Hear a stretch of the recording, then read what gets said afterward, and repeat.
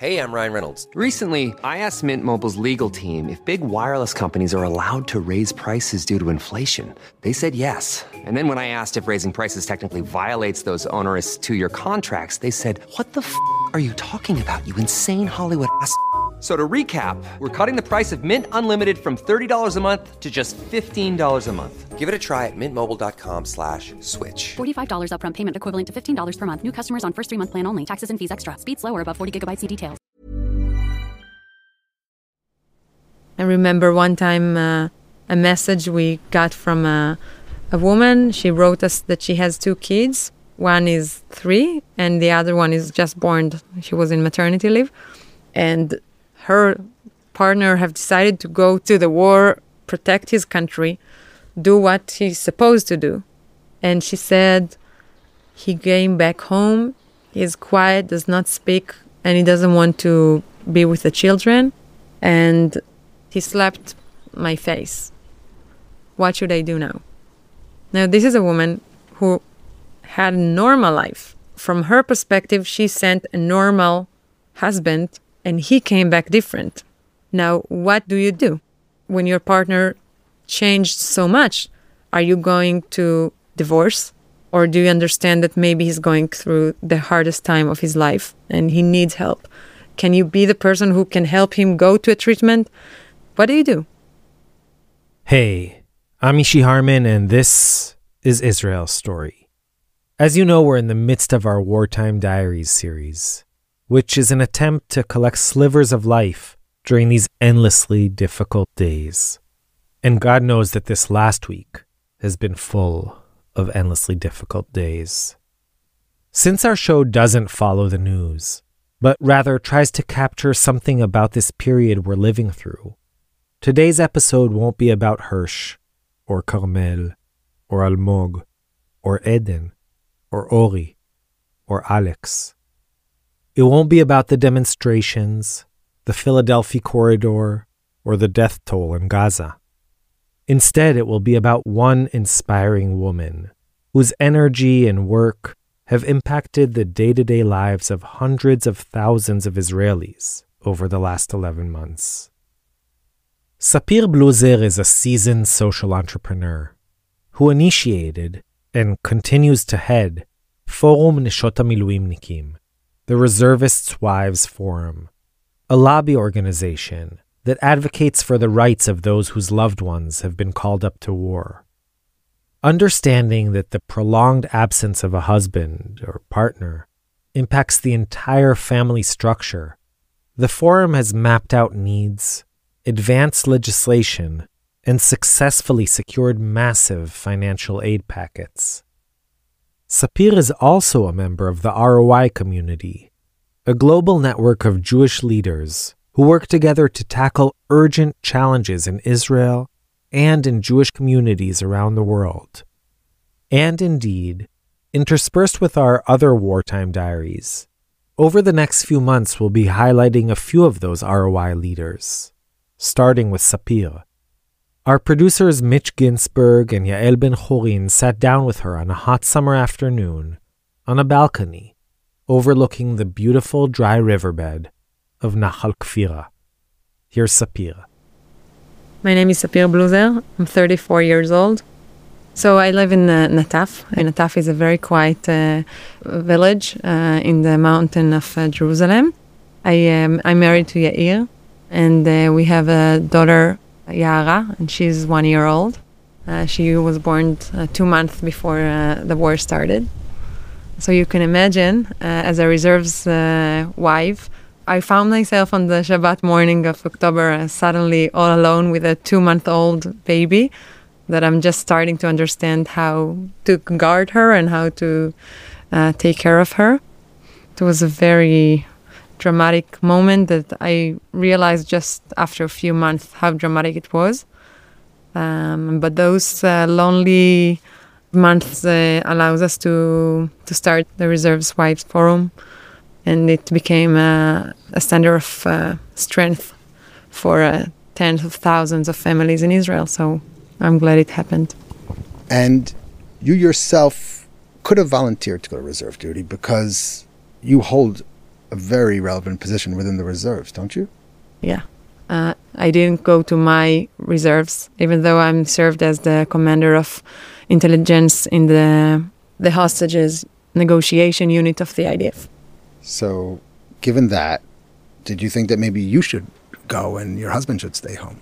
It wasn't an option because I was nursing Yara, but I did many phone calls. Like, I called Gantz, I called Bennett, I called everyone I knew that can affect the decision making. So, how did the forum start? So, 50 days to the war, I got a WhatsApp message from a friend, and she said, we're a group of mothers of reserves families, and we do want to do something because we feel transparent and the government does not understand what we're going through and how our life did not go back in any way. And can you help? Because you know how to promote policy. That's what you do. And I say, of course. And I joined a WhatsApp group. We were 9 women. And I saw that there was many ideas, but there was no strategy. And none of them come from my background. So I stopped and I said, listen, let's focus on policy. And along that, we need to change the perception of the society. We need to do a campaign on the social media and, of course, the media. And very fast, on that evening, we were 1,000 women on that WhatsApp group. A few days later, we were 5,000. Like, things happened very quickly. What kind of things? The first move was asking on the WhatsApp group, those 1,000 mothers, what are your challenges, what you're facing, and tell us what can help you. And there was hundreds of messages. And what was in those messages? What did they say? So the thing is, the war is keep happening for us. And as long as our husbands is away, our lives are not as it used to be. You think, yeah, I guess now the family is running somehow. No, it's become harder and harder. Can you expand on that? In what ways? Mostly with the kids and the emotional part. There's many kids who stop talking, 5 years old, because being in a family when your father is away and you're scared, you don't sleep at night sometimes, or the kids in the school asking questions and maybe your father is not going to come back and things like that. So this is the most crucial. The emotional part is the hardest, and unfortunately, this is also the hardest thing for decision makers to understand. It's much easier to explain to a person, like someone who works in the Treasury office, how it affects our career than how it affects emotionally our families. And I guess that also ends up impacting the reservists too, right? Of course. And some of the reserves soldiers have committed suicide. And this is because of those emotional edge. Because how much can you see such hard things through the war, and you go back and you see your families collapse, and there's no one who understands you, not in your work and your family. Like, people don't understand what you're going through. And unfortunately, we see the numbers go up of the reserve soldiers who became violent to their family. And what did you do with all these accounts? We took everything to a paper, a document that I translate into a policy paper. And after 2 days, we sent it to the Treasury Minister. And 3 weeks later, we got a phone call. We met the Treasury Minister. And the funny thing is that in the beginning of the meeting, you know what he told us?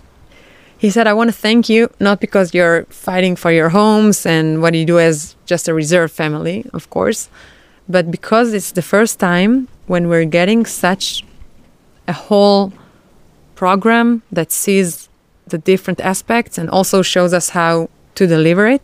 And we took your program and we made it to the 9 billion shekels program that the Treasury Office and the Security Office led. And at that moment, I told myself, okay, we do something right. Right. You know, when I'm thinking about what's the position of women in war, my grandma, Esther, she made the Aliyah from World War II. And my grandma was one of the women who started Aguda Leman HaChayal in the north, which is helping the soldiers, feeding them, giving them strength. It wasn't about policy and writing papers. But it's interesting to think that as a woman in those times of war, she saw her position as strengthening the soldiers, and I see myself fighting for our homes. So you're really continuing the family tradition.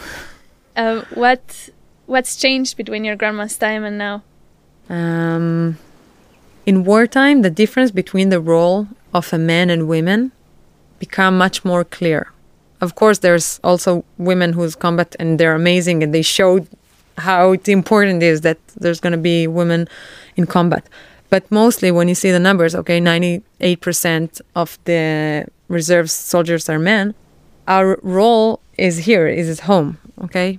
And it's not easy. It's not easy to know that your role now is protecting your home and fighting for your home. So the question of what is the position of women in times of war is not an easy answer. Because home is important. And while your husband is away, so yes, now you need to take the two parts to be mom and dad. I'm just thinking about specifically about us, the women of the reserves families, that in a way we were asked to go back to the kitchen. And the reason the forum was created is because we are women who is not waiting in the kitchen. So I wish that while this country is going to start to rebuild itself, we will see women in the decision-making forums, that it's not going to be the trivial path that because man was in combat and man was managing this war, so now we will think that only men can rebuild. אמא למה את בוכה? אמא בואי תספרי לי עוד בדיחה, אל תלכי תלטפי תרקחי את המכה. אמא לא יכול להיות שגם לך כואב שיש לך בעיות, אם לא את מי ישמור כשיפול שוב המגדל. מחביאה עוד דמעה בגוף של לביאה.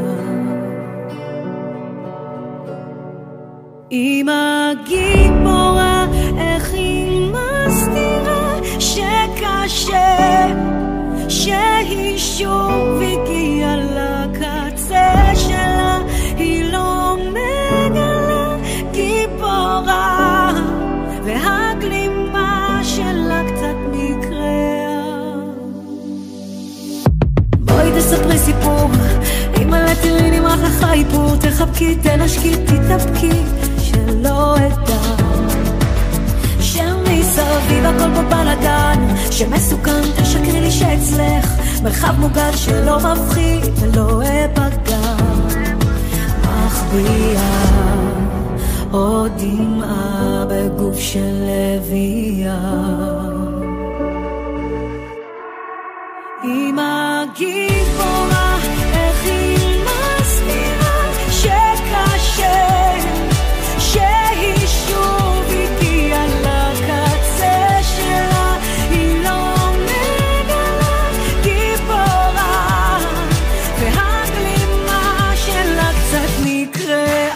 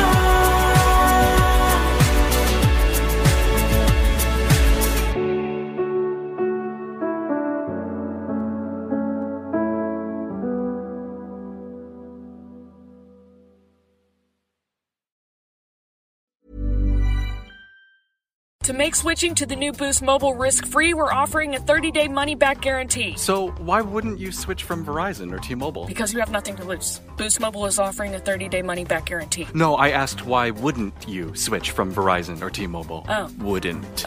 Because you love wasting money as a way to punish yourself because your mother never showed you enough love as a child? Whoa. Easy there. Yeah. Applies to online activations. Requires port in and auto pay. Customers activating in stores may be charged non-refundable activation fees.